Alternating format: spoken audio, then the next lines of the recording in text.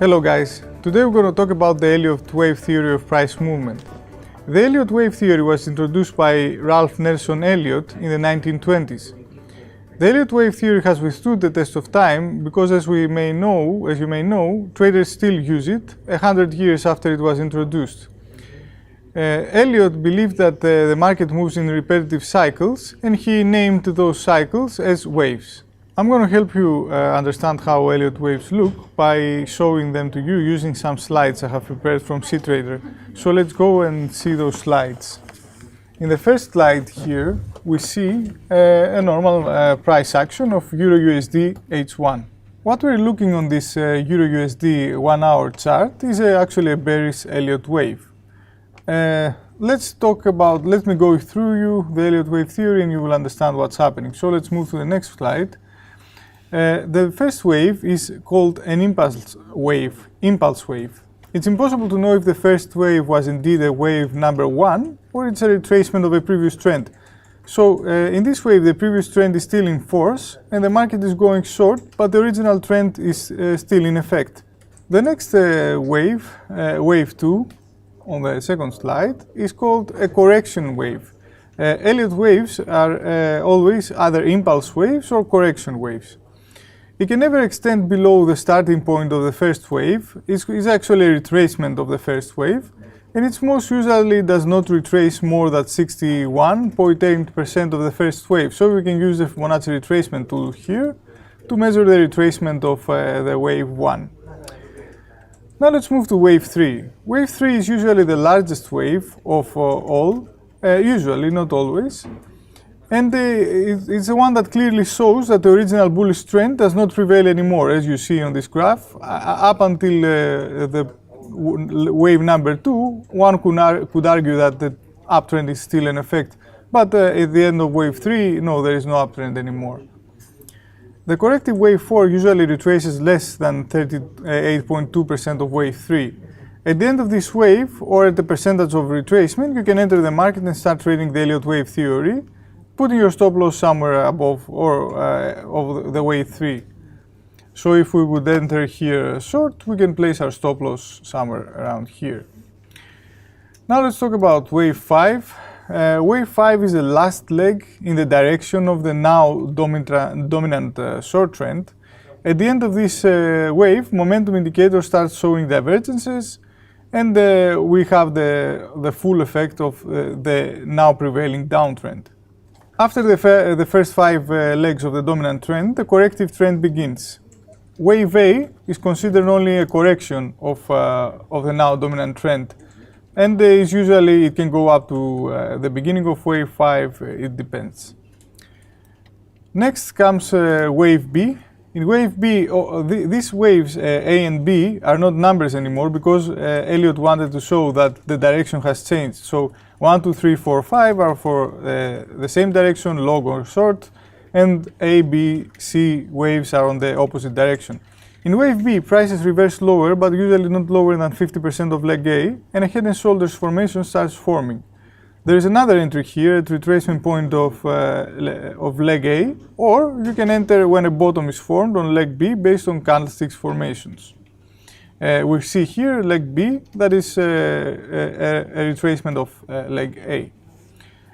The last wave, wave C, is typically the same size as wave A. That's why you can put your take profit after measuring the length of wave A. And the Fibonacci expansion tool is specifically used for this reason. It measures the wave A and gives you a target for wave C. So now that you know how an Elliott wave looks like, let's go to CTrader and I'm going to show you a bullish Elliott wave. I'm going to quickly draw it so that you understand how a bullish Elliott wave looks. So we have here a chart of out Japanese yen of 1 hour. And I have previously drawn the points of the Elliott wave. So we have previously a downtrend. Now we have a new retracement of that trend, and we have a leg leg 1. Sorry. After the retracement of leg 1, as we said before, there is wave 2. Then we have wave 3, which goes beyond the high of wave 1. Then we have the retracement of wave 3 at wave 4. Then in the end we have the biggest wave, wave 5, which is the top of this new prevailing uptrend. It doesn't go higher, and it's not going to go any higher. Then we have a big retracement of wave 5, and we come to wave A.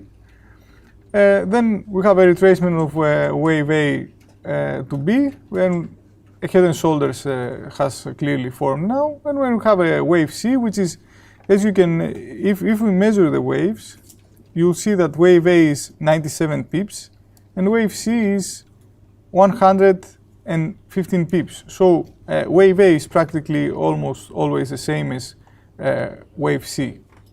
Now that I have demonstrated a bullish and a bearish Elliott wave, let's talk about some principles of the Elliott waves so that you understand better how you're supposed to trade them and how they work.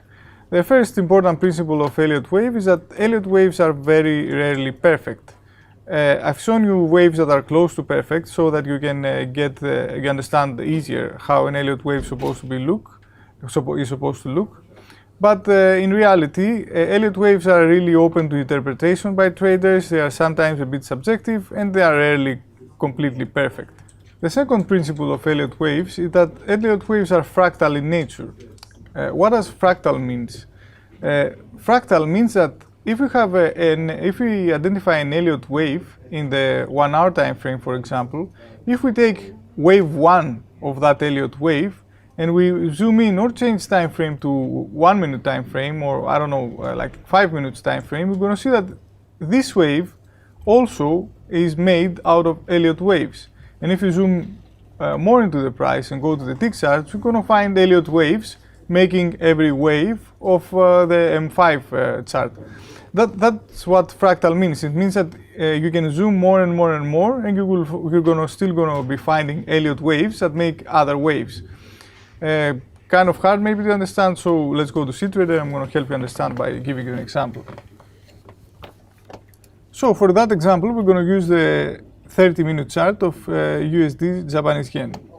We see here a bearish Elliott wave. We have wave 1, we have wave 2, wave 3, wave 4, wave 5, A, B, and C is still in development. Someone can say that C has finished here, still going up.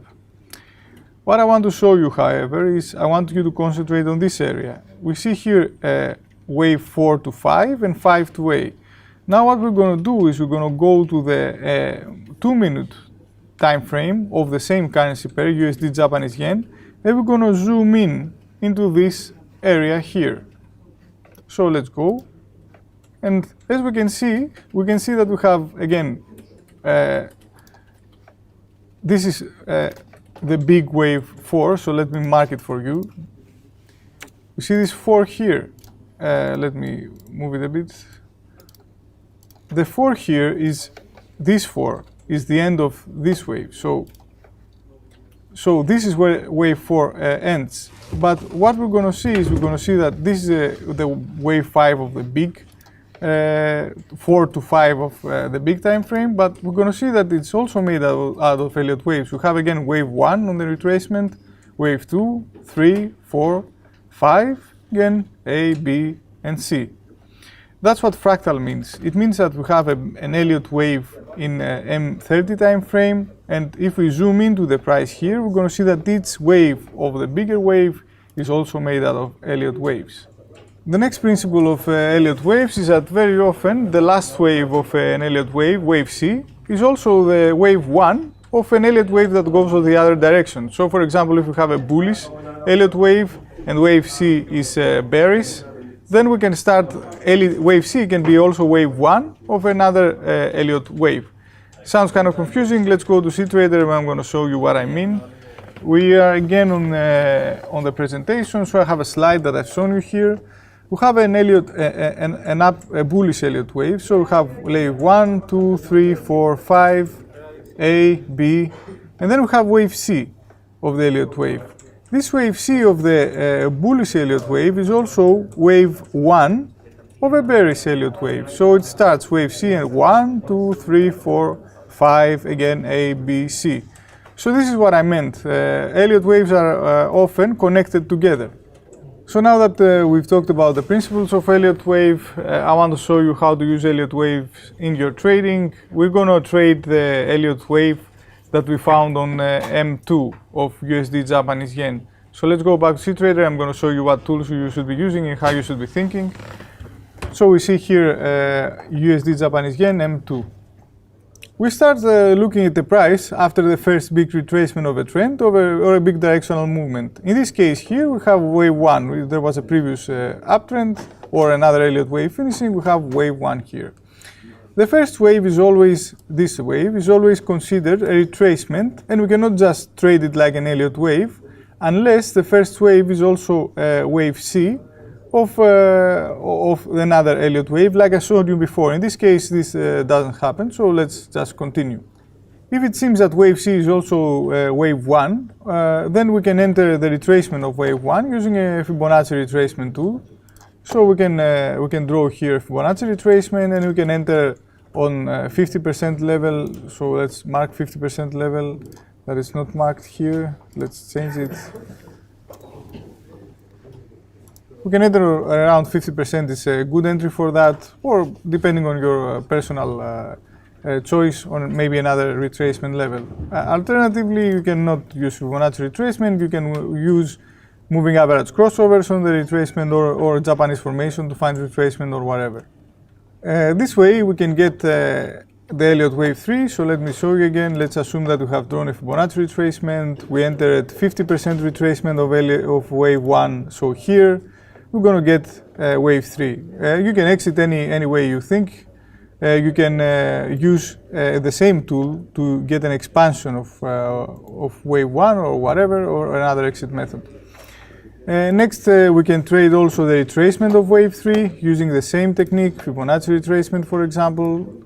So we can again enter on the 50% level of wave 3. You see it goes exactly that in this case. We're very lucky. And you need to remember that for wave 4 to 5 you need to have a big target, because wave 5 is usually the biggest one. After wave 5 you do not trade the A wave, you wait for the retracement to happen naturally. What you do is trade the retracement of the A wave to get the C wave. For that we usually use the Fibonacci expansion tool, and what we do is we measure wave 5 to A, then we measure wave B. We see here 5 to A to B, and the Fibonacci expansion tool is going to give us a target which is 100%. What this target says is it's actually giving us the same number of pips from 5 to A, 13 pips, as a target. So again 13 pips, because like we said before, usually in most cases wave C is exactly the same length as wave 5 to A. B to C is the same as 5 to A. So we're going to hit our target here. It goes almost exactly the 100%. It continues going higher. In this video we talked about the Elliott Wave Theory, and I've shown you how an Elliott wave is made. I've showed you the principles of Elliott waves. I explained the fractal nature of Elliott waves, and I also showed you how you should be trading it and what tools you should be using. So you should not have any questions by now. Just remember that Elliott waves are a bit subjective. They're open to interpretation by traders, so you need to be extra cautious sometimes. If you like this video, don't forget to subscribe, and if you want, share it with your friends. Thanks for watching.